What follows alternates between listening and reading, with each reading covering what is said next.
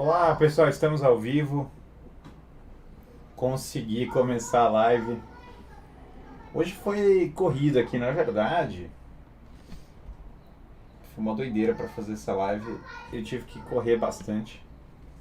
Até aproveitei para interagir com o pessoal no chat, né? E foi uma coisa muito doida, porque eu fiz 2 treinos de jiu-jitsu, né? Eu tinha programado 2 treinos e daí depois eu fui no médico. Depois eu fiquei preso no trânsito de São Paulo. Então foi uma doideira. Na verdade, aqui bastidores, eu botei essa polo aqui, mas na verdade eu tô com a calça do jiu-jitsu ainda, né? Então, porque eu resolvi fazer tudo ao mesmo tempo, duas aulas, mais o médico e chegar pra live. Mas sei lá, acabei chegando, entendeu? Em última instância, cheguei, né? E é isso aí, né? Pra treinar não tem outro jeito, tem que fazer essas coisas. Então, o áudio tá um pouco confuso. Eu acho que se eu girar isso aqui, já vai melhorar. Me digam se o áudio deu uma melhorada agora. Hoje o Guilherme é cancelado. Vejam se melhorou o áudio agora. Melhorou, né? É um problema aqui do microfone que eu já resolvi. Então vamos lá. Vamos falar sobre Inquisição. Boa, estão falando que o áudio melhorou. E aqui vem o ponto pra gente começar, né? Primeiro, vocês que estão assistindo a live, né? Pra mandar no chat pra gente começar, como sempre, a discussão. Podem mandar nos comentários, podem mandar no chat. O que foi que vocês ouviram sobre a Inquisição? Qual foi a história que vocês ouviram em poucas palavras, né? O que foi que vocês ouviram sobre a Inquisição na escola, na universidade, na mídia, onde quer que seja? Qual foi o que passaram para vocês sobre a Inquisição, em especial na escola e na universidade, né? Eu quero ver mais ou menos. Essa é uma boa. Já começamos bem. Que a Inquisição perseguia cientistas. Outra pessoa falou que queimavam bruxas. Eu, pelo menos, ouvi na escola que a Inquisição queimava mulheres que estavam simplesmente fazendo um chá, e daí chamavam de bruxas e queimavam essas pessoas. Eu cheguei a ouvir essa narrativa. A Igreja Católica queimou todo mundo. O terror promovido. Pessoas que só queriam fazer uma cura, médicos eram queimados. A Igreja Malvada, claro que queimaram cientistas. Essa é muito boa. Que foi pior que a Revolução Francesa, que queimava livros. Nossa, que curioso, esse eu nunca nem tinha ouvido falar. É o nome da Rosa, que matou 1 bilhão de pessoas. Socialismo é bom, a Inquisição é ruim. Ouvi 6.000 vezes sobre Giordano Bruno e Galileu. Queimava quem usava remédios. Pois é, essas são as impressões mais curiosas, né? Mas são as que nós recebemos na escola. Muita gente falando sobre Galileu, que eu acho que ainda é um outro assunto. Inquisição foi o mal da Idade Média, matou 6 milhões de pessoas, queimava até gatos que eram associados à bruxaria. Então vamos começar a falar sobre esses mitos. Primeiro, quem criou uma narrativa sobre a Inquisição e qual interesse teria em criar uma narrativa sobre esse assunto? Por que esse assunto seria tão interessante? Porque esse assunto seria um ponto que necessitaria de mitos sobre a Inquisição. Então, primeira razão, quais são os 3 grupos em ordem? Primeiro, as guerras de religião. Houveram guerras muito violentas de religião na Europa. Essas guerras, em geral, eram entre protestantes e católicos. Alguns católicos traíram a igreja e ficaram do lado protestante, como o caso notório do cardeal Richelieu, para promover a França. Alguns protestantes, em especial os protestantes mais de direita, apoiaram o lado católico na guerra. O caso mais famoso é o da Saxônia, ou pelo menos o que corresponde mais ao Estado moderno da Saxônia, não a região histórica ao norte da Alemanha da Saxônia, mas o Estado moderno, que por vezes preferiu ficar do lado dos católicos, sem falar de algumas figuras que tinham simpatia pelos católicos, como Bach, Leibniz e outros em momentos variados, né? Não necessariamente durante o principal das guerras de religião. Então existiam protestantes que simpatizavam com o lado católico, mas no geral as guerras de religião foram entre católicos e protestantes. Foram mortas pessoas dos dois lados, sem dúvida alguma. Os dois lados tiveram mortes e, em especial na França, as guerras de religião foram muito violentas. Claro que todo mundo só fala do massacre de São Bartolomeu, que foi um massacre de protestantes, mas existiram massacres de ambos os lados, existiram vários massacres também de protestantes sobre católicos. Na Inglaterra, muito forte, né? Tem até uma piada no Homem que Não Vendeu Sua Alma sobre as mortes de católicos na Inglaterra, que eles brincam e falam, aqui não é Espanha, no contexto em que eles estão matando católicos, no fundo, né? Um dos relatos mais loucos que eu li, e é um relato que refere ao período, é na época de Elizabeth I, rainha da Inglaterra, eles entrando, os agentes dela, do governo, e ela foi uma pessoa considerada relativamente moderada comparado com outros, entrando em mosteiros, quebrando todas as artes, arrancando as tripas dos monges, coisas assim desse naipe, né? Eles também na Inglaterra tinham o hábito de cortar a cabeça de pessoas católicas e botar em mastros, né? Pendurar na ponte. Foi o que fizeram, inclusive, com a cabeça de Thomas More, que foi um grande intelectual do período. E botaram na ponte e a filha dele conseguiu recuperar a cabeça, né? Isso depois de cortar a cabeça. Então, assim, era um período de muitas guerras. Portanto, há todo o interesse do lado que é contra os católicos de se enfatizar a questão da Inquisição. Por óbvio, há um interesse nisso. Mas não é, por incrível que pareça, a despeito dessas guerras serem muito violentas e da briga ser muito intensa, a maior parte das narrativas não vieram do começo das guerras de religião. A maior parte das narrativas veio do segundo grupo, não do primeiro. Porque o primeiro grupo, por mais que tenham panfletos e coisas, ainda na época das guerras de religião as pessoas eram muito afeitas a lerem livros, a irem atrás de relatos. E as pessoas tinham um contato mais próximo com algumas realidades históricas. O segundo grupo não tinha nenhum pudor em inventar histórias, e no primeiro tem muita propaganda de guerra, muita mentira com propaganda no primeiro período. No segundo é pior, porque eles não têm pudor algum em inventar completamente, inventar do zero, criar narrativas absolutamente falsas, que foi já no período do Iluminismo. Muitos desses iluministas são herdeiros da guerra de religião, mas é interessante porque eles simplesmente criavam histórias. Voltaire se gabava de criar histórias, assim, criava histórias falsas, sei lá. Em tal mosteiro acontece tal coisa, as freiras são meio que escravas de tal maneira, mataram tais pessoas, e simplesmente não é real. Quando você vai ver a história, não tem sequer nenhuma conexão com a história real. Então é muito louco, porque nesse segunda fase, que é a mais propriamente do Iluminismo, se criam histórias sobre a Inquisição que são basicamente, sei lá, completamente fantasiosas. Muitas das impressões que as pessoas têm sobre a Inquisição são desse segundo período.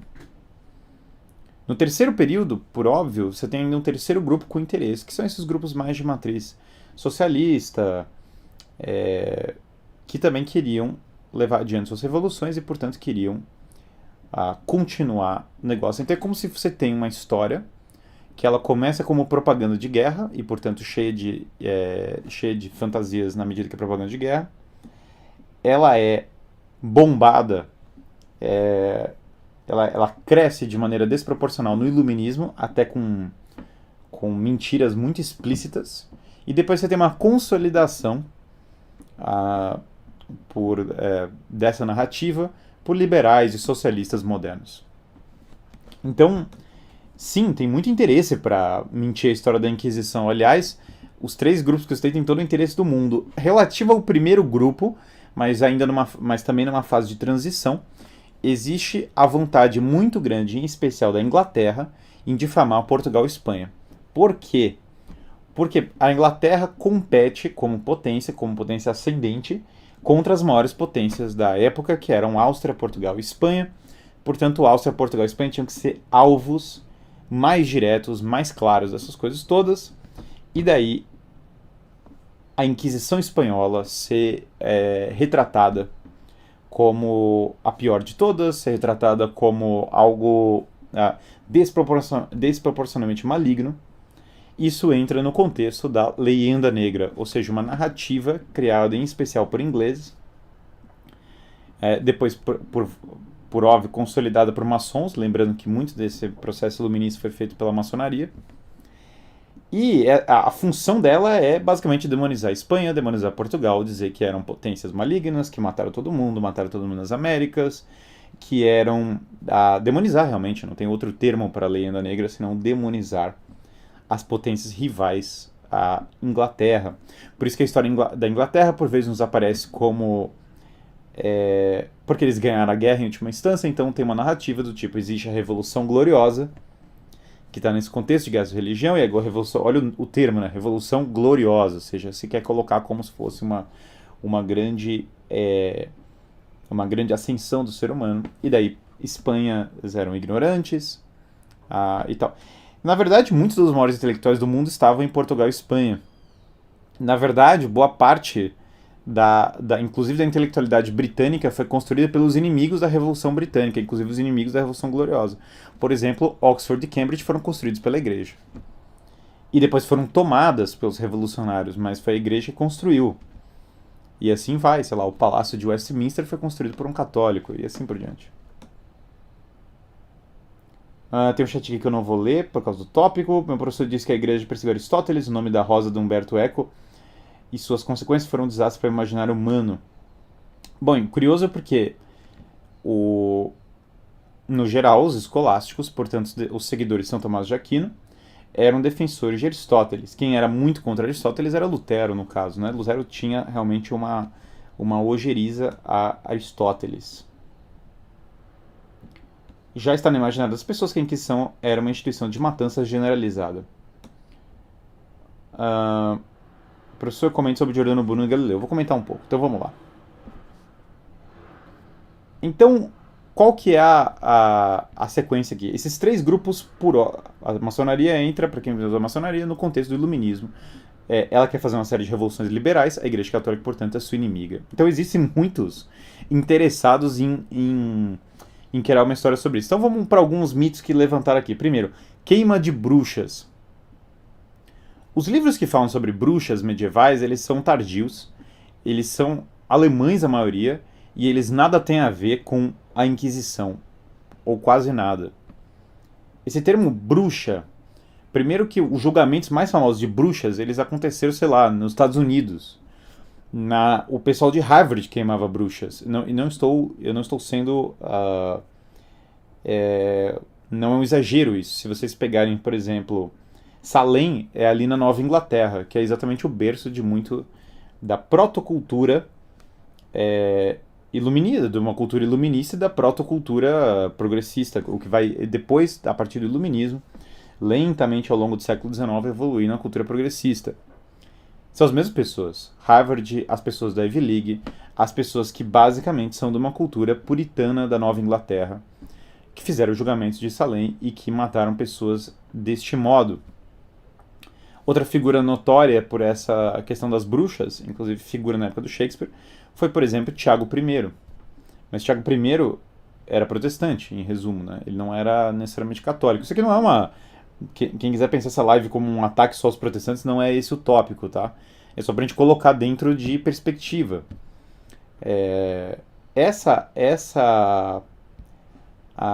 Em resumo, muito do que as pessoas falam como bruxas, queima de bruxas, ou sei lá o quê, não tem nada a ver com a Inquisição, não tem nenhuma conexão. Essa questão das bruxas é bem posterior. Quando a gente fala do julgamento de Salem, nós estamos falando aí do que? 300 anos, 400 anos depois da Inquisição medieval. Quando nós falamos, por exemplo, mesmo dessa figura como Tiago I, nós estamos falando aí quase 200 anos depois da Inquisição principal. e na Inglaterra. Ou nos Estados Unidos, como eu falei no outro. E aí vira até esse meme, né? Nós somos as netas das bruxas que vocês não queimaram. E daí você vai ver a avó da moça que fala isso, ela tá rezando o terço todo dia. Então essa história de queima de bruxas tem pouco a ver com a história original da Inquisição ou com as metas dela. A história, qual foi outra que falaram também? Sobre perseguir a ciência. Essa é uma outra live e eu vou falar essa semana, na quinta-feira, especificamente sobre a relação entre, basicamente a relação entre igreja e ciência. Mas em resumo, a Inquisição não foi criada por nenhum motivo que tem absolutamente nada a ver com ciência. Muitas das pessoas que participavam, na verdade, muitos dos, e isso é um fato pouco conhecido, muitos dos inquisitores faziam parte da investigação científica. Muitos dos inquisitores eram intelectuais e muitos deles lidavam com o método científico. Então, na verdade, não existiu Inquisição por ciência. Isso não tem nada a ver com o objeto da Inquisição, nem na Espanha, nem em Portugal, nem na Idade Média. Então, a história da Inquisição com ciência, pouca relação, ou quase nenhuma. Eu entro nessa questão do Galileu posteriormente. Fui catequista de crisma de adultos e adolescentes, e uma parte importante do meu cronograma é quebrar preconceitos que as pessoas tinham sobre relação à fé e Inquisição. Então não é real que a Inquisição tenha a ver com ciência diretamente. Qual foi o objeto inicial da Inquisição e a origem dela? Existiram várias... A Inquisição se destinava a investigar quem é herege. O que é heresia? A palavra heresis vem de escolha. É uma pessoa que escolhe uma versão do cristianismo que é oposta à versão ortodoxa. Ortodoxia é a opinião ou a fé correta. Então existe uma tradição da igreja e essa tradição da igreja define uma ortodoxia. Quando você cria uma falsa versão do que é o cristianismo, daí você tem aquilo que a tradição da igreja, aquilo que a igreja chamava de heresia, ou chamava e chama de heresia. Por que negar os horrores da Inquisição? Bom, mas aqui o ponto não é negar ou falar o que for, o ponto é que você tem que ter veracidade histórica no que fala. Nós precisamos de... basicamente você precisa falar a verdade, não é uma questão de... Não é questão de partidarismo sobre nada. A verdade é a verdade, independe do que você quer falar. Podem te contar a narrativa que for, você tem que entender o que é verdadeiro. Se uma pessoa da igreja católica cometeu uma atrocidade, isso tem que ser falado, isso tem que ser dito, isso tem que ser claro. E se não aconteceu, também tem que ser falado. O mais importante é que seja verdadeiro. Eu não sou um propagandista de nada, e isso é importante entender. Eu estou preocupadíssimo com o que é verdadeiro e o que não é. Então... a Inquisição se destinava à investigação de quem herege. E aí vem o outro ponto fundamental. Por que então que as pessoas da Idade Média estavam tão preocupadas em saber quem é herege? Porque existiam grupos de hereges que eram perigosos para a ordem social e que geraram guerras. Não só isso.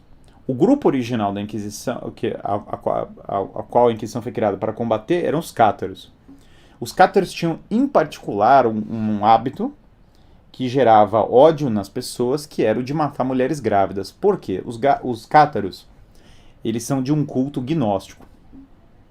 E esse culto falava que a concepção é maligna, ou seja, o ato de você engravidar alguém é maligno. Não deve ser estranha essa noção para nós, porque nós temos uma cultura que bebeu dessa influência cátara sem dúvida alguma. Vide que nós temos uma das culturas mais curiosas do mundo que acham que gerar uma criança é maligno. Quando os cátaros começaram a desenvolver esses cultos, eles montaram um exército em especial no sul da França. Esse exército teve apoio forte de espanhóis e de Toulouse, que era uma parte fortíssima, um feudo fortíssimo do período medieval. Começaram guerras, começaram invasões.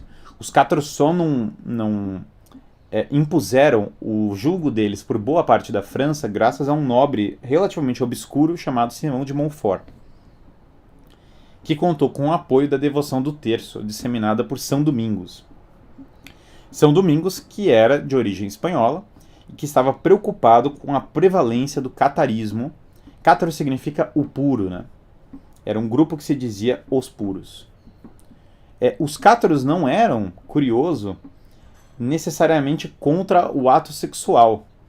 Eles acham impuro porque você está aprisionando na prisão do corpo uma alma, a concepção. Então eles tinham mais ódio contra a concepção do que propriamente contra o ato sexual.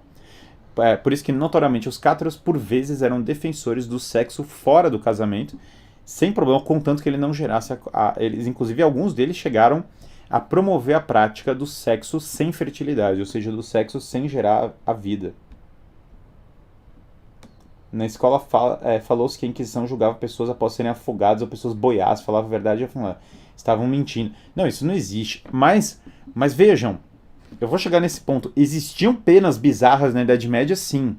Mas nós temos que colocar em contexto, né?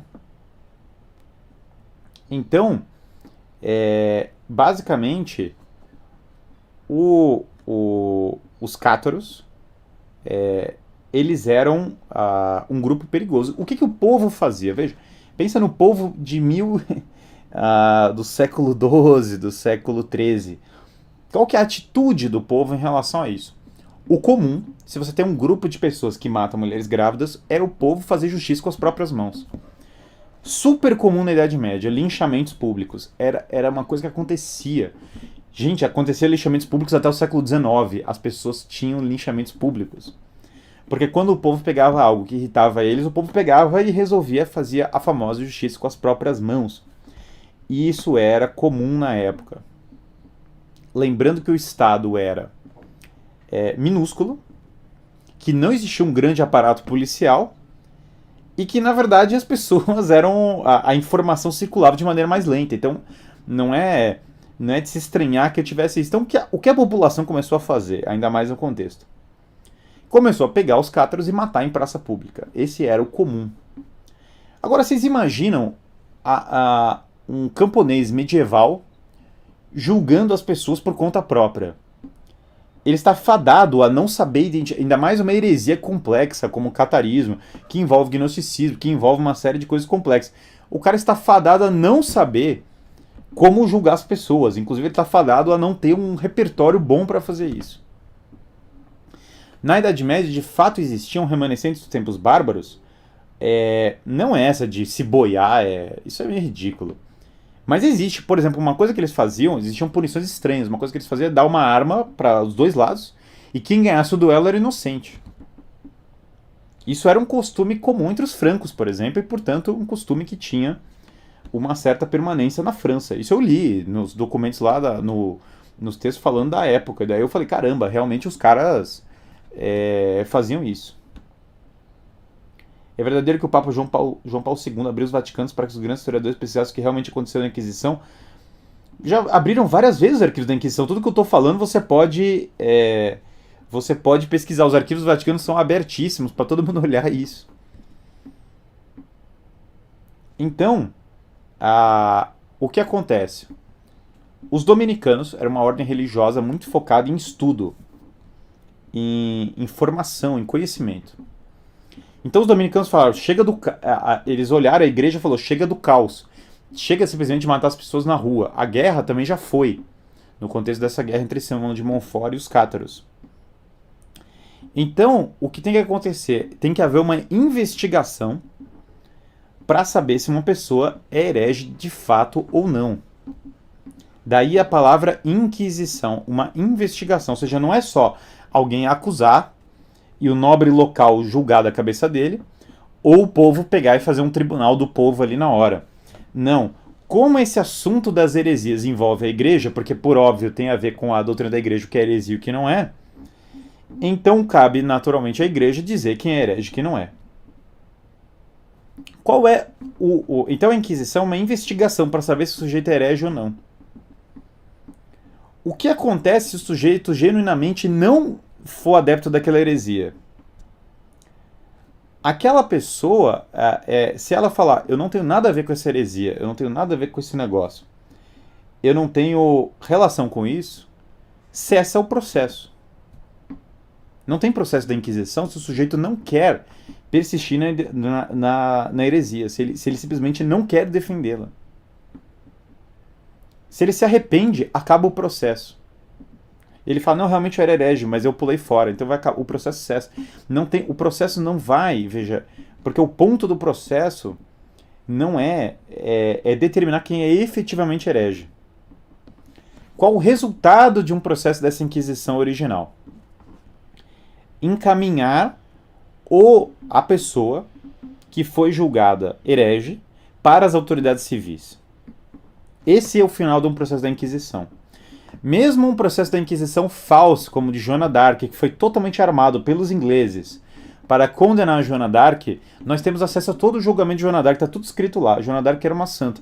Eles não conseguiam achar heresia em Joana d'Arc, porque ela não era herege. Joana d'Arc faz um instrumento que muitas pessoas não sabem, e que é direito dela. Ela apela ao Papa. Por quê?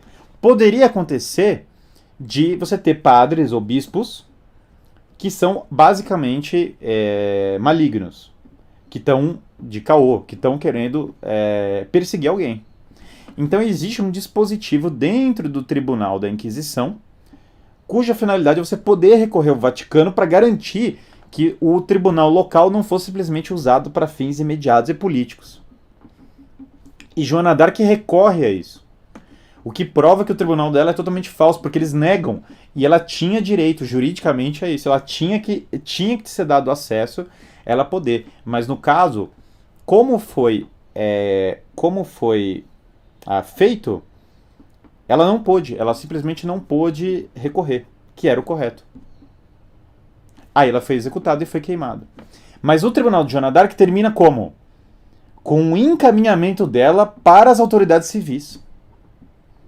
Porque os padres envolvidos nessa palhaçada que foi o julgamento dela, nessa fraude, eles eram obrigados a minimamente fingir que era o tribunal correto, que era um tribunal autêntico. Qual é a solução de um tribunal da Inquisição em caminho a... Sim, fulana é herege, sim, ela será encaminhada para as autoridades civis. Quando as autoridades civis pegavam alguém, para alguns estados e para alguns lugares, porque varia. Então, a pena para um herege depende de qual herege depende de qual senhor feudal você está falando, depende de qual lugar você está falando, varia completamente, não tem nenhum padrão, porque depende da autoridade civil e da lei local. Em alguns lugares, secátero é pena de morte, portanto vai matar o cara, como resultado do processo. Em alguns lugares não é pena de morte, e portanto não vai matar o cara. Em alguns lugares vai expropriar o cara, em alguns lugares vai mandar o cara para lá. Tem 1000 variações do que é a pena civil. Algumas são brutas. O mundo de 1100, o mundo de 1200, o mundo de 1300, ele não é um mundo...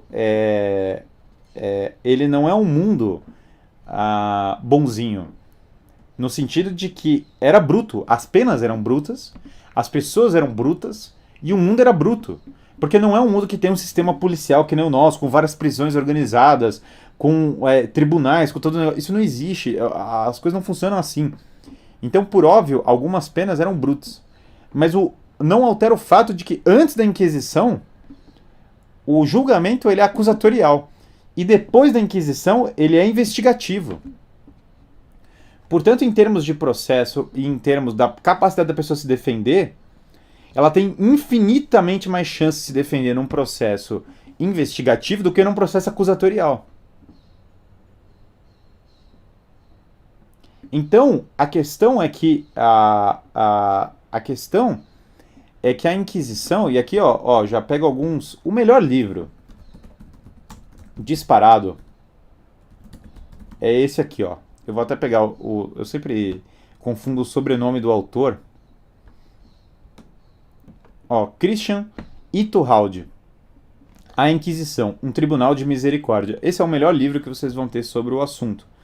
Tem um livro do Rino Camilleri sobre a Inquisição, é um bom livro.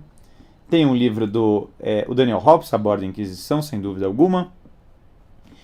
Eu li um outro mais curto também, do italiano. Nem estou me lembrando agora o nome do italiano, mas eu li, sei lá, 10 anos atrás. O melhor livro, mais completo, mais definido, mais detalhado, Christian Itturralde, A Inquisição, um Tribunal de Misericórdia. Eu recomendo fortemente que vocês leiam esse livro. Então, basicamente, algumas pessoas eram, sim, encaminhadas à autoridade civil, e algumas dessas pessoas, ao serem encaminhadas para a autoridade civil, eram condenados à morte, inclusive pela lei da época. Toda a história da Inquisição, somando Portugal, Espanha, a Idade Média inteira, França e todo o negócio, não mataram, e isso é um fato, não mataram pessoas na mesma quantidade que uma semana da Revolução Francesa. A Revolução Francesa matou o maior cientista da época, que era Lavoisier, matou crianças adoidado, matou os próprios caras que fizeram a Revolução Francesa. A Inquisição inteira, na história inteira, mesmo com abuso, como eu citei o caso de Joana d'Arc, não fez nem próximo, mas assim, nem um sonho próximo disso. É completamente insano e desproporcional as pessoas louvarem a Revolução Francesa, que terminou numa sequência de ditaduras, uma sequência de ditaduras quase nunca, que trouxe um caos absoluto para a França. E acharem que a Inquisição foi ultra violenta. Na verdade, a Inquisição, para o paradigma medieval, e aqui novamente o paradigma medieval não é o de 2023, foi uma evolução no processo investigativo.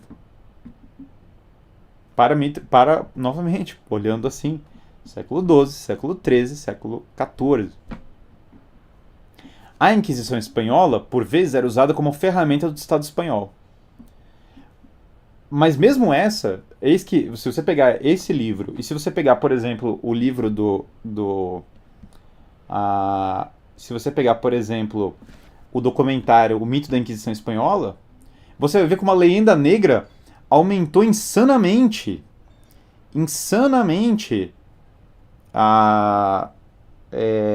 essa questão, né, da Inquisição Espanhola, insanamente, para demonizar a Espanha. Essa história de aumentar um negócio para demonizar a Espanha é muito louca, porque daí você vai falar, bom, vamos pegar um exemplo português. Marquês de Pombal, iluminista, queimou em praça pública uma família tradicional portuguesa porque ela era de direita, que era os Távoras. Foram queimados em praça pública, acusados falsamente de conspirar contra o rei. Então, isso não é tomado como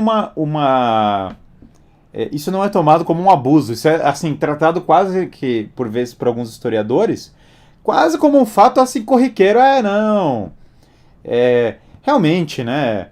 Os Távoras, né? Estranhos os Távoras. Estranhos os Távoras, coisa alguma. Os Távoras foram queimados em praça pública por um inimigo político.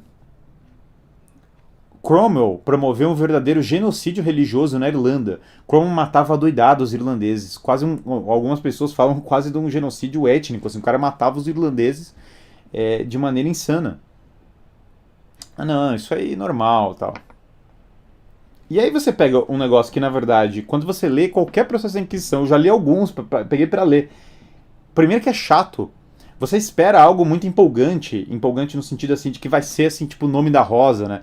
Que vai ser aqui naquele negócio. Os caras vão olhar e tem uma grande conspiração e é muito violento, e muito não sei o quê. Na verdade, é tipo assim, reunião 1, perguntas tais. Fulano, é verdade mesmo que você acha que o sexo é maligno e que ele produz efeitos? Aí fulano, não. Tá, mas fulano, você acha que não sei o quê. Aí começa assim, você espera um treco muito menos formal quando você olha, e muito mais violento, mas não é. As pessoas responsáveis pela Inquisição, muitas delas foram responsáveis pela ascensão das faculdades de Direito. Quem são os caras que criaram as faculdades de Direito?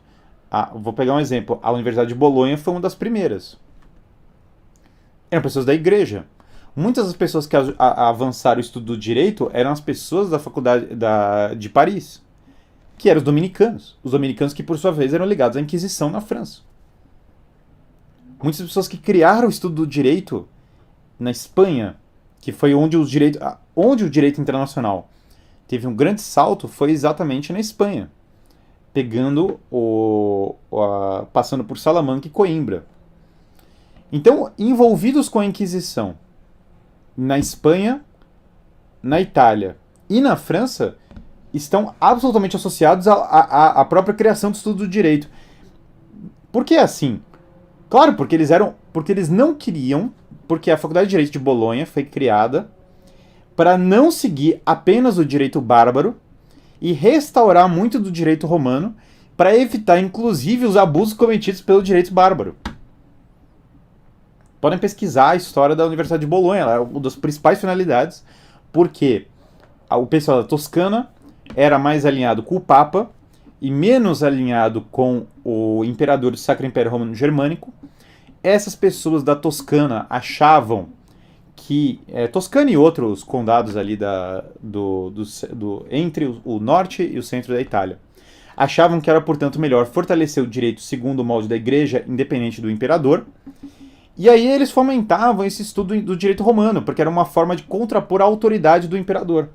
Afinal, se o imperador se dizia um herdeiro do Império Romano, porque o imperador do Sacro Império Romano Germânico se via como um herdeiro disso, o direito romano era uma autoridade contra ele. Ele matava isso. E aí eles queriam separar o que é bárbaro e o que não é.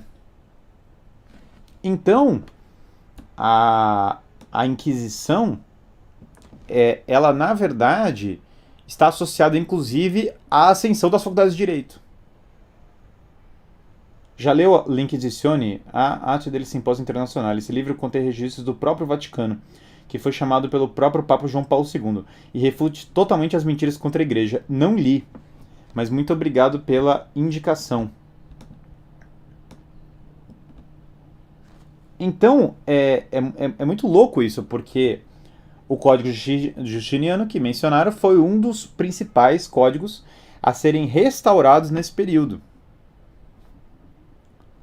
Tem gente que perguntou da questão das pessoas de outras religiões. Em Portugal e Espanha, houve a expulsão de pessoas de outras religiões que não a católica, porque se instituiu uma política de um país, uma fé. Isso é um contexto bem específico de Portugal e Espanha e tem a ver com a Reconquista. Portanto, quem não era católico tinha que ou se converter ou vazar. Muitos se converteram, e aí você tem toda essa população em Portugal e Espanha dos cristãos novos e outros e cristãos de origem muçulmana e assim por diante. Outros tantos foram expulsos mesmo. Portugal e Espanha expulsaram. Por que isso aconteceu em Portugal e Espanha? Bom, em grande parte porque Portugal e Espanha lutaram uma guerra de séculos da Reconquista. E daí Portugal e Espanha tinham a política uma fé, um povo. Foi um modo que eles encontraram na época, que eles vislumbraram na época, para cessar esse processo. Por óbvio, Portugal e Espanha não tinham uma opinião positiva de outras religiões que não a católica. E isso não é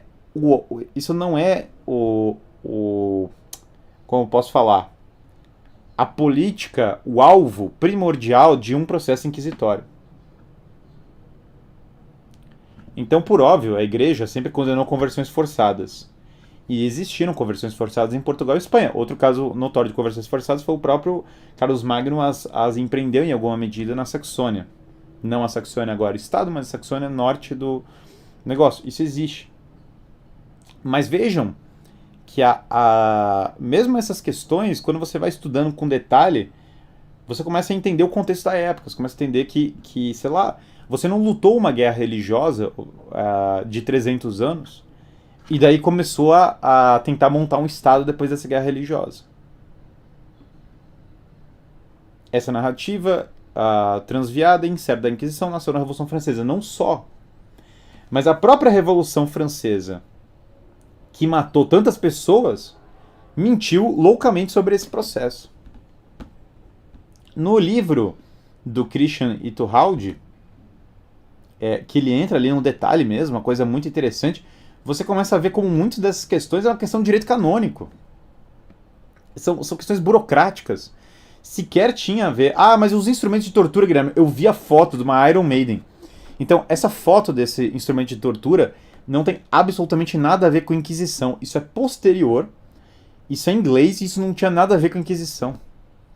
Os caras literalmente pegaram objetos de museu, de decoração, de teatro e usaram foto em livro didático para falar que é Inquisição.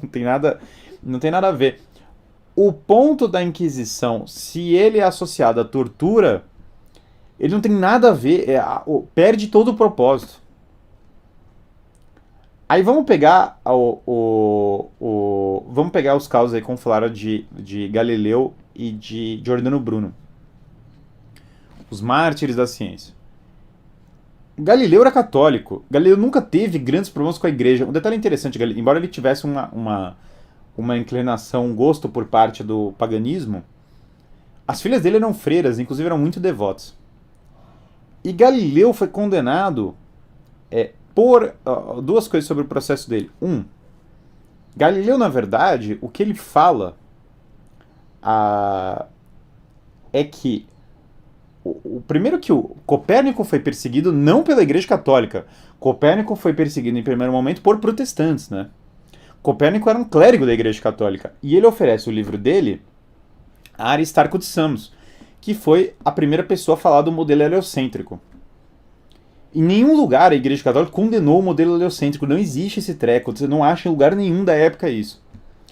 Houve sim uma certa perseguição por grupos protestantes da parte de Copérnico, que era de origem polonesa, e isso envolve o contexto do Sacro Império Romano Germânico. Então, mas Copérnico teve a carreira de estudos dele científicos basicamente envolvida com a igreja. Não só a carreira de estudos científicos Copérnico envolvida com a igreja, como a tese dele, a tese de Lutero, de Copérnico, da revolução dos planetas, que foi daí que tiraram o termo revolução para usar em contexto político, mas que originalmente era uma teoria do mundo grego. O problema do modelo heliocêntrico, em grande parte, era o fenômeno da paralaxe. Porque se você não tinha instrumentos de medição que podiam dar conta do problema da paralaxe, que deveria se perceber uma paralaxe. A única solução para não dar paralaxe, como se teorizava, é que era muito distante os planetas, que eram distâncias que o mundo antigo não concebia. Por isso que a tese do Aristarco de Samos, que é a tese heliocêntrica, tinha sido deixada parcialmente de lado em detrimento do modelo geocêntrico, né, do modelo mais ptolomaico. O modelo ptolomaico, por sua vez, que é um ponto de referência. Você pode falar que o Sol, que a Terra gira em volta do Sol, mas você pode fazer um mapa astronômico colocando a Terra no centro, porque simplesmente, sei lá, tem vários movimentos. Por exemplo, o movimento da Lua girar em volta da Terra, você coloca a Terra no centro para fazer esse modelo, é só um modelo.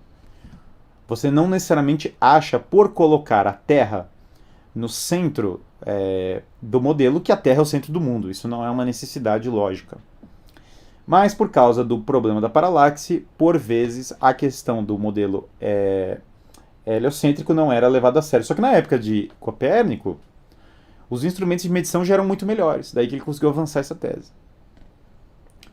Galileu fala uma coisa que é exagerada em relação ao que Copérnico falava. Ele chega a falar que o Sol é o centro do mundo. O que na época levantava suspeitas, porque existe uma tese pagã ligada ao culto do deus Horus entre renascentistas, que quer colocar o Sol quase como uma divindade. Daí isso gerou polêmica. O Sol como centro do universo, mas o Sol não é o centro do universo no modelo atual. Ninguém que estuda astronomia atual acha que o Sol é o centro do universo. O Sol é o centro, assim como a Terra é o centro do fato da Lua girar em volta da Terra, o Sol é o centro da perspectiva dos planetas que giram em volta do Sol. A Terra é o centro para mim, por exemplo, em relação à gravidade. Eu olho o centro da Terra como o centro, né? Aí nós temos agora a questão que é o seguinte. Bom, por que esse Galileu está falando que o Sol é o centro do universo, não só o centro de perspectiva? E daí a discussão, e o inquisidor de Galileu é um dos caras mais inteligentes da época, que é Roberto Bellarmino.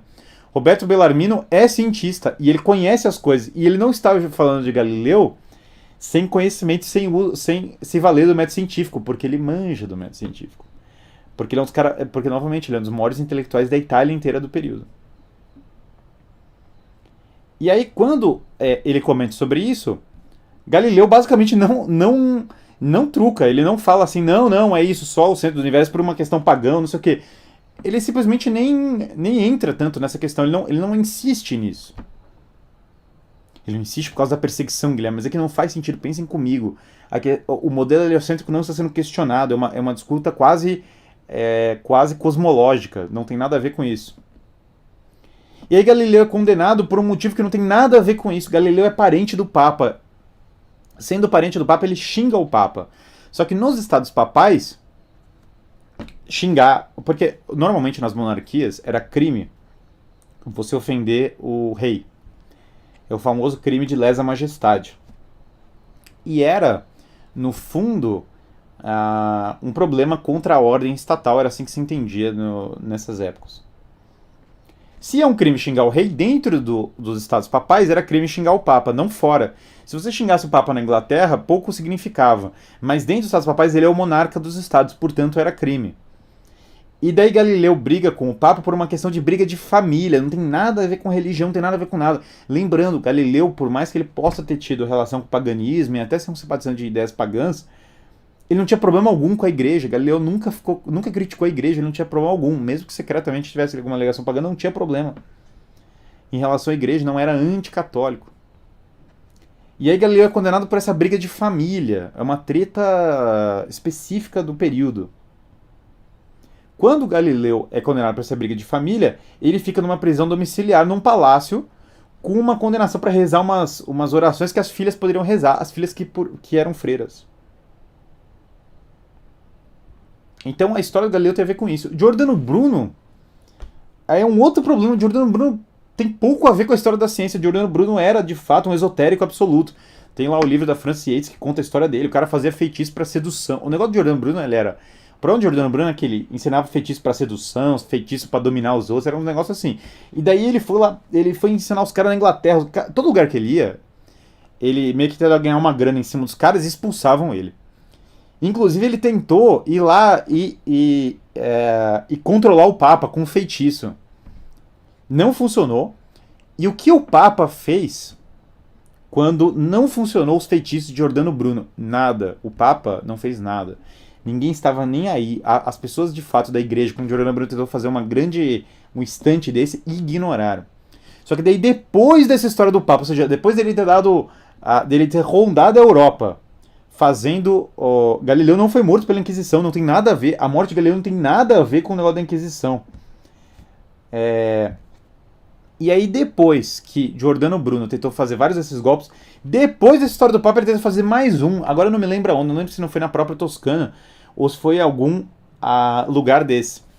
E aí o povo pegou ele e as autoridades locais queimaram ele porque entendiam que ele era porque é aquela coisa... Meio justiça com as próprias mãos, meio o cara irritou as pessoas erradas, meio o cara irritou as pessoas da elite, que ele não tinha que ter mexido com eles, no sentido de que os caras foram lá e deram uma nele. E mataram ele. Ou seja, Giordano Bruno foi morto por um contexto de brigas muito específico também do período. Giordano Bruno ele tinha muito pouco a ver com ciência e muito a ver com esoterismo, que era realmente o negócio dele, e ele depois de fazer um negócio no Vaticano não aconteceu nada. Como é que esse cara vira mártir da ciência? Bom, ele vira mártir da ciência porque, sei lá, anos depois tem peça de teatro feita por, sei lá, Bertolt Brecht, que é um marxista no século XX, colocando ele como mártir da ciência. Porque anos depois tem gente inventando coisa. Terraplanismo é outro assunto. A Igreja Católica não era terraplanista de modo algum. Aliás, São Tomás de Aquino fala na primeira página da Suma Teológica que a Terra é redonda. Os gregos sabiam que a Terra era redonda, os medievais sabiam que a Terra era redonda, e as pessoas da igreja desse período tratam a Terra como redonda. Essa história de Terra plana é uma coisa muito mais moderna, por isso que eu não tenho nenhum interesse nessa discussão. Eu acho tosca, eu sempre sigo a tradição. Não tem nada a ver com Terra plana. Ninguém acredita nessa porcaria. Inclusive, uma das coisas que discutem na época que Colombo vai atravessar os mares é que a Terra é plana. E que se ele for reto, ele chega no lugar. Então, na verdade,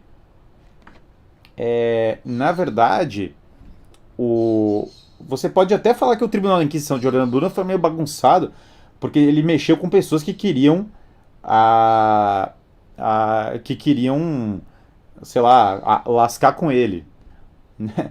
Há uma série de questionamentos se Giordano Bruno foi julgado de uma maneira, mas também nada tem a ver com ciência, nada tem a ver com descoberta científica, nada, nada, nada. Giordano Bruno, ele é por óbvio contra a Igreja Católica. Isso, ele é um inimigo declarado da Igreja Católica.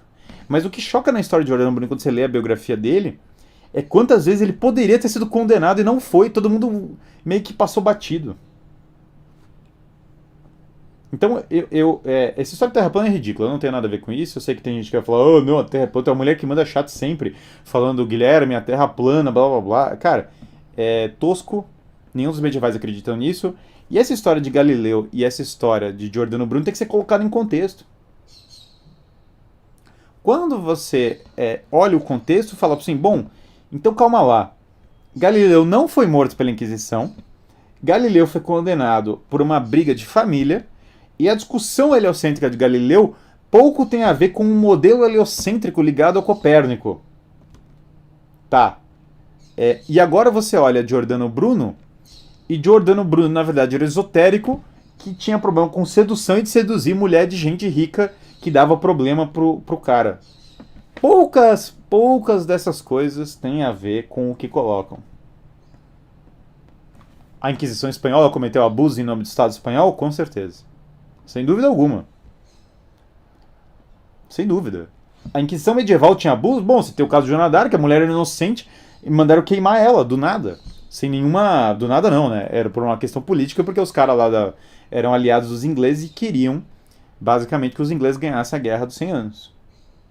E a mulher era uma guerreira exímia. Na época de Joana d'Arc, tinha um outro maluco no exército de Joana d'Arc que ele era satânico ao extremo. Me esqueci o nome dele agora. E aí você vê as coisas que... E tal. O cara era satânico, assim, coisas malignas mesmo. Coisas assim, muito malignas associadas a esse cara. Um dos caras que lutaram junto do exército dela. Esse cara, ninguém foi atrás do cara. E daí Joana d'Arc, que era uma santa, foi pega. Joana d'Arc não era como que colocar como louca. Não era nada disso. Joana d'Arc, que inclusive fazia questão de ser uma moça feminina. Porque ela queria... Joana d'Arc, interessante do processo dela, quando ela tá na prisão, ela alterna entre usar armadura e vestido. Por que ela usa vestido? Para mostrar a feminilidade dela e a pureza dela. Por que ela bota armadura? Porque os caras poderiam abusar dela na prisão.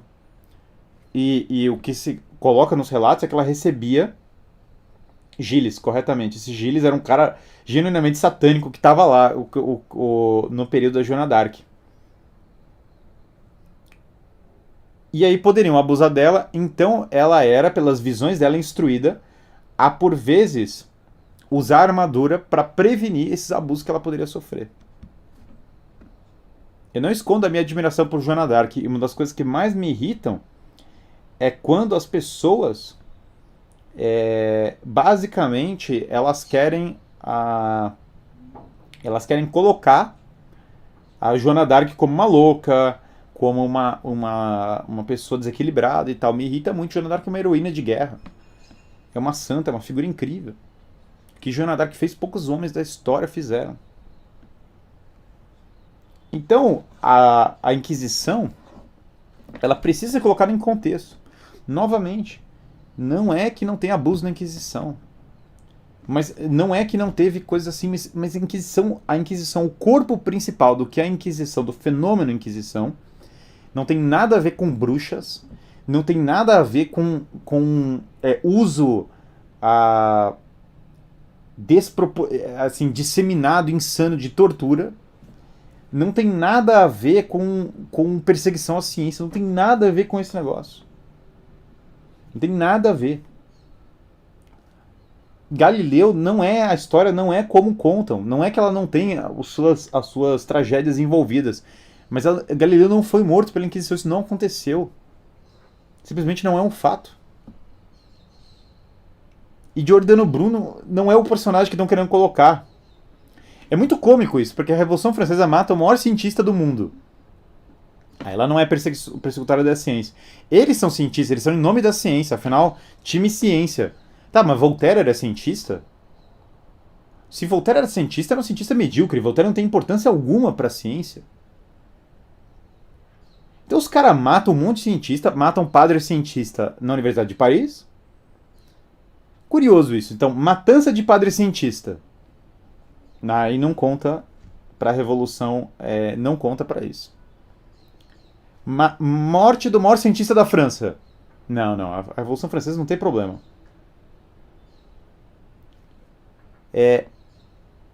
Voltaire não é cientista. Ah, mas Voltaire é time ciência. Rousseau não é cientista, time ciência. John Locke não é um cientista que se preze, time ciência. Ou seja, Locke, Rousseau e Voltaire, que são, na verdade, ideólogos muito mais ligados à política e ao partidarismo político, são bastiões são grandes bastiões da ciência, sendo que não são cientistas. Mendel, que basicamente é o inventor da genética, que é um monge. O padre Lemaitre, que é o criador do Big Bang. E aí não, aí a igreja persegue a ciência. A gente vai ter uma live sobre isso. Mas é muito louco essa inversão insana. Na Revolução Francesa não tem investigação de nada. Você é julgado, os caras te jogavam na guilhotina direto. Não tinha. Os filhos dos nobres, crianças, eram executados de bate-pronto por serem filhos de nobres. Então tinha fila de execução de crianças da Revolução Francesa. A Inquisição tem nada a ver com crianças. Mas ei, um é do time bonzinho e um é do time malvado. Entende como é uma propaganda gigantesca e pouco tem a ver com a verdade histórica? A gente vai falar também sobre as cruzadas. Cruzados, nessa semana, né? Cometeram atrocidades com certeza. Mas você precisa saber qual é o fato histórico, qual é o contexto e como foi colocado. O que aconteceu, aonde, em qual lugar e como. E não adianta pegar histórias falsas e histórias posteriores e retroativamente querer entender o processo. Outra coisa que é importante, não adianta tentar entender a Idade Média com a cabeça de 2022, que você tem sistema de prisão moderno, que você tem um monte de coisa, o que também não é muito funcional pelo visto, porque a gente está vendo que o crime é disparado nessa doideira desse país. Mas sei lá, pelo menos na teoria você tem um sistema dessas coisas. O sistema policial, não tem polícia. Essa história da Inquisição, portanto, tem que ser colocada em perspectiva, sim. O termo Inquisição, Tribunal da Misericórdia, pode parecer exagerado para alguns. Falar, meu Deus, olha só, o Tribunal da Misericórdia. Tem que abrir e ler o livro. Vocês vão ver como vai entrando em perspectiva rapidamente. Onde já se viu um tribunal, no mundo atual, que você se arrepende e para o processo? Isso é... A ideia de um tribunal que o arrependimento cessa o processo é inimaginável. Um abraço aqui de Estocolmo. Recebi 100 CEKs. É uma coroa sueca. Eu não sei, faço a menor ideia de quanto é isso. Então essa questão é interessante porque a Inquisição virou parte da narrativa para deslegitimar a Igreja Católica historicamente, para demonizar e, inclusive, aí vem o ponto, para passar pano para esses outros genocídios que ninguém quer comentar, como a própria Revolução Francesa, como as revoluções do século XIX, como as revoluções do século XX, ou seja, tem uma pancada de revoluções. E aí você precisa achar alguma para botar na conta da Igreja Católica, algum tipo de matança, porque o mundo de 1300 ele tinha matanças localizadas, mas ele era incapaz da quantidade de matança que o século XX é capaz. O século XX industrializou a matança do ser humano. É o século mais violento e por isso que falam que é o século dos mártires. Em nenhum outro século da história morreram tantos cristãos quanto no século XX, perseguidos pela sua fé. Então, na época em que mais mataram cristãos, se tem que falar que os cristãos... mas olha... Em 1200, os cristãos mataram um monte de gente. Bom, como ninguém sabe porcaria nenhuma de como foi 1200, como ninguém faz a menor ideia do que é a história medieval, como ninguém sequer sabe o que é um cátaro, ou o que é um... ou o que é um negócio da época, é fácil colar. Agora tem gente falando, tá na internet, que o Holodomor é a teoria da conspiração. Fala, cara, aí o último que sair apaga a luz, né? Não, o Holodomor é a teoria da conspiração. Muito louco isso, né? Porque daí o Holodomor não existe. E daí tem um... Quer dizer, efetivamente morrem muitas pessoas no século XX, não conta. Revolução Francesa, tem que quebrar uns ovos para fazer um omelete. Revolução Russa, a mesma coisa. Não, faz parte, nada demais. Aí a Inquisição, que matou menos pessoas na sua história inteira do que a primeira semana da Revolução Francesa, maior atrocidade na história humana. Todo mundo era morto porque fazia um chá. E curioso isso, né? Porque daí você vai vendo esse pessoal cristão liberal do Nordeste dos Estados Unidos, que é quem criou boa parte dessas narrativas, eles que fizeram o negócio. Foram eles que perseguiram as bruxas. Tipo, não eles, o cara que tá fazendo a narrativa agora, mas os caras de Harvard de 300 anos atrás, 400 anos atrás. Esse cara de Harvard de 400 anos atrás, ele que fazia isso. Aí agora, ao invés de alguém chegar e falar, olha gente, o reitor de Harvard esteve envolvido na perseguição de bruxas, ninguém fala. Olha gente, as pessoas que tiveram envolvidas aqui no puritanismo de 1600, não sei o que, elas estavam matando um pessoal, ninguém fala. Não. Essas pessoas não podem ser... Isso é culpa do cristianismo em geral.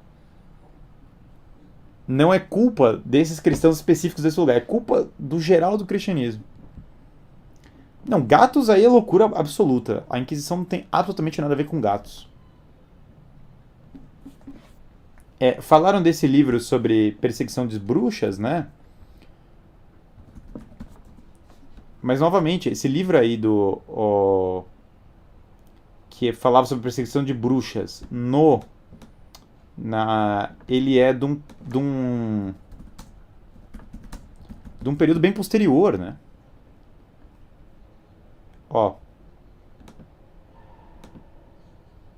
Que é o livro chamado Martelo das Bruxas, né? Olha de onde é esse livro, Martelo das Bruxas. 1486. Na Alemanha. Ou seja, são alemães. Isso aqui a gente está falando praticamente 300 anos da origem da Inquisição. Então tem uns alemães que estão falando aqui, virou um guia dos inquisitores. Não, calma. Uns alemães que nada tinha a ver com o negócio de Inquisição e que escreveram esse livro. Então eu não sei, cara. Eu entendo que na Alemanha o bicho era muito louco na Alemanha do século XV. Eu não duvido que o bicho pegava e que as pessoas eram muito malucas. Mas assim, e sei lá, pra todos os lados, devia ter uma galera fazendo umas coisas muito loucas, e devia ter uns caras perseguindo uma galera fazendo umas coisas muito loucas. Eu não questiono isso, mas entendo que isso tem praticamente nada a ver com a história real da Inquisição, ou com a história, com a árvore genealógica da Inquisição. O Martelo das Bruxas não tem muito a ver, entendeu? Então, o próprio primeiro artigo que eu abri aqui já fala que os caras eram do fracasso inquisitorial das pessoas envolvidas. Então, é meio que você não pode pegar um negócio, né? De um período moderno e muito específico tomar como fonte. É que nem você pegar algum cristão... Isso aqui não é a mesma coisa, mas é quase como você pegar um cristão moderno que é terraplanista. Então o cara lá é terraplanista. E daí eu pego esse cara que escreveu e falo, gente, olha só. Os cristãos são terraplanistas. os cristãos estão envolvidos com o terraplanismo. Cara, isso é posterior, isso não tem nada a ver, e isso é coisa, querer usar esse livro, Martelo das Bruxas, como fonte para a história da Inquisição, é mais ou menos como se usar a Wandinha como fonte para saber o que é a Igreja Católica, sabe? Não é bem a fonte que eu usaria, entendeu? Não, Guilherme, eu manjo, eu assisti o seriado Wandinha, eu tô aqui preparado para essa live da Inquisição. Meu professor da universidade falou comigo, 0 livros, eu assisti Wandinha e eu li um artigo do New York Times falando que realmente esse negócio era... Eu antes tinha essa tese, né? Sabe que esse negócio da Harvard eu falo? Porque antes eu olhei e falei, cara, quer saber que eu aposto que tem a gente de Harvard envolvida nesse negócio de Salem. E daí eu vou até pegar o nome aqui do cara. E daí, assim, eu não precisei de uns 5 minutos de pesquisa para descobrir que um dos caras que fizeram é o reitor de Harvard. Assim, precisava de 5 minutos de pesquisa para saber que o reitor de Harvard tinha isso. Então, para quem fala assim, Guilherme, você está negligenciando, a igreja precisa fazer uma meia-culpa da Inquisição. Fala, esse negócio de meia-culpa, ele é muito louco. Primeiro, meia-culpa por um negócio de 800 anos atrás é insano se você não tem os fatos das coisas e não tem o menor nexo. Meia-culpa por 3 gerações atrás já é meio insano. Eu não fico fazendo meia-culpa pelo que meu avô fez. O que meu bisavô fez. Se alguém descobrir alguma treta que algum bisavô meu ou avô meu fez, eu não vou sair me pedindo desculpa, porque francamente eu tenho pouco a ver com isso. Então esse é o primeiro ponto. Segundo ponto,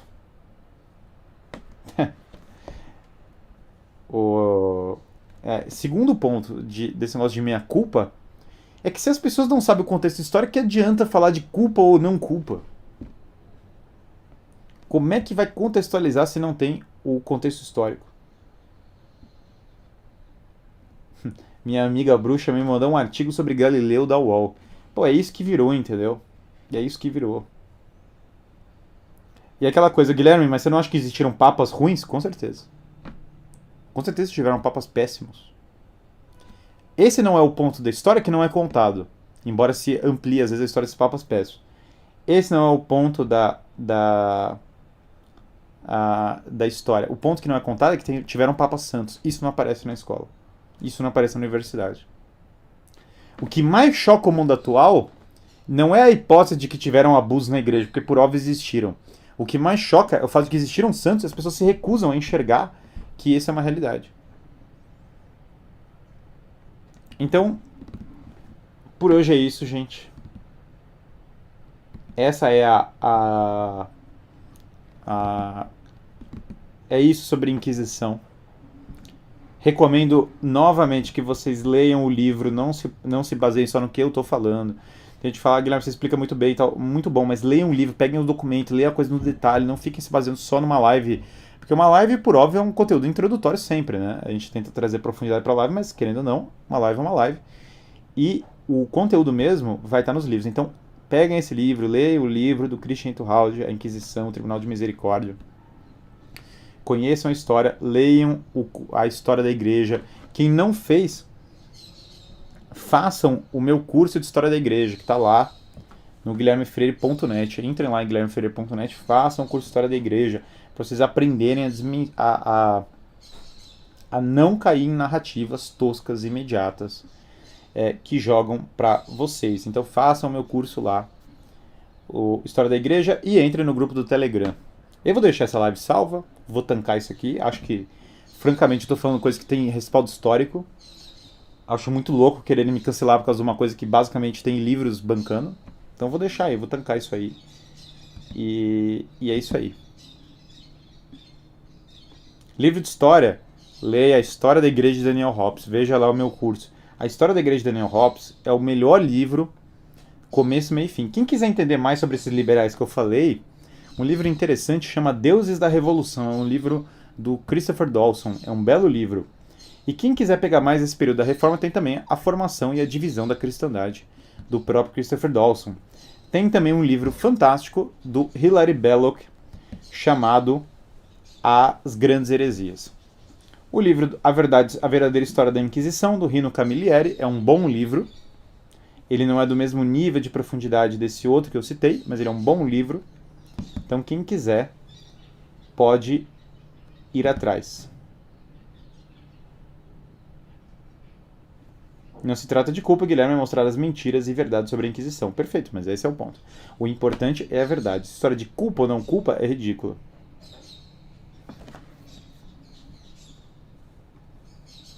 Tá bom, gente? É isso. Amanhã estamos de volta e amanhã nós vamos falar sobre as cruzadas. Amanhã nós entramos aí em outro tópico, outro hot topic aí, que são as cruzadas, tá bom? Um abraço para todos e até amanhã. Amanhã, 12h10 pontualmente, tá? Amanhã sem atrasos. Não vai ter essa mesma questão de hoje, 12h10. Faz live sobre Shakespeare, seria um prazer. Um grande abraço aí para todos vocês.